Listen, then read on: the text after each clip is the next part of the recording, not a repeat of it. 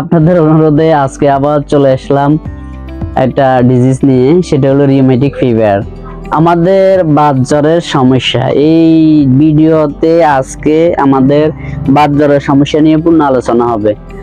তো আপনারা এই ভিডিওটা না টেনে একটু ভালো করে দেখবেন, তাহলে আপনাদের এই বাত জ্বরের সমস্যাটা চিরতরে বিদায় হয়ে যাবে। তো আসুন, আমাদের এই বাত জ্বরটা কি? বাত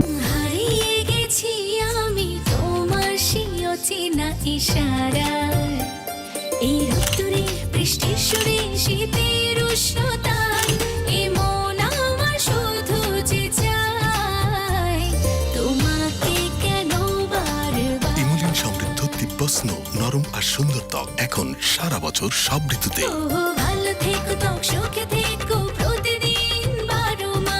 মেডিকেল ভাষা আমরা এটাকে রিউমেটিক ফিভার বলি। এই রিউমেটিক ফিভারটা হলো একটি বহুতন্ত্রীয় ইনফ্লামেটরি একটা ডিজিজ। এটি সাধারণত শরীরের অনেকগুলো অঙ্গ প্রত্যঙ্গ হইতে শুরু করে, স্কিন থেকে শুরু করে, হার্ট থেকে শুরু করে আমাদের অনেকগুলোতে ইফেক্ট করে। তো ফলে আমাদের বিভিন্ন সমস্যা দেখা দেয়, মৃত্যু পর্যন্ত হয়, এবং কি শরীরের অনেক অঙ্গহানি হয়ে যেতে পারে। তো আসুন, এটি আমাদের সাধারণত কোন জায়গায় মানে প্রথমত ইফেক্ট করে? জয়েন্টে সমস্যাগুলো দেখা দিবে, এবং হার্টের সমস্যা দেখা দিবে। Central nervous system, CNS central nervous সিস্টেমের সমস্যা দেখা দিবে, স্কিনের সমস্যা দেখা দিবে। তো এটা সাধারণত বাচ্চাদের এই সমস্যাটা বেশি হয়, মধ্য বয়সে বৃদ্ধদের এই সমস্যাটা থাকে।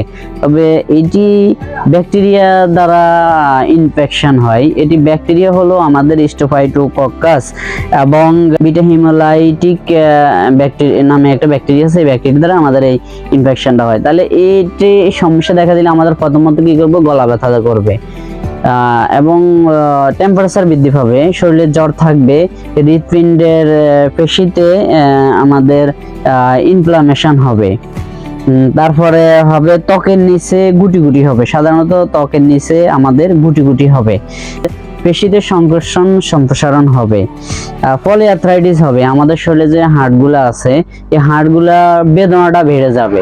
এইগুলো সমস্যা যদি আপনার ভিতরে থাকে, তাহলে বুঝে নিতে হবে আপনার রিউমেটিক ফিভার হয়েছে। যদি এই ধরনের সমস্যা থাকে, তাহলে ধরে নিতে হবে আপনাদের রিউমেটিক ফিভার হয়েছে। তার শনাক্ত করে যেটা ল্যাবরেটরি পরীক্ষা দিয়ে, এটা সিবিসি, এসও আর এটা সিআরপি টেস্ট করলে আমরা সাধারণত রিপোর্টে দেখলে আমরা বুঝতে পারি তার এই সমস্যাটা আছে কিনা। এছাড়া হার্টে কিছু সমস্যা দেখা দিতে পারে, তো এটা ইসিসি এবং ইকোর মাধ্যমে সেটা জানা যায়।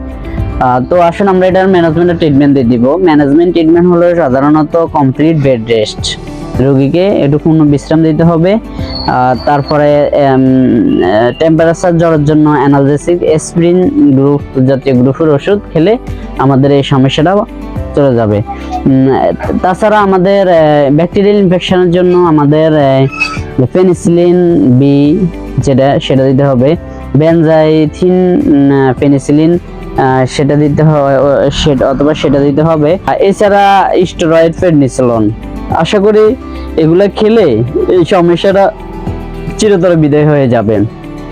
তো আসুন, আপনি যদি এই রিউমেটিক ফিভারটা বেশি দিন শরীরে পুষে রাখেন, তাহলে যে সমস্যা, যে জটিলতাটা দেখা দিবে, আপনি অকালে মৃত্যুবরণ করবেন।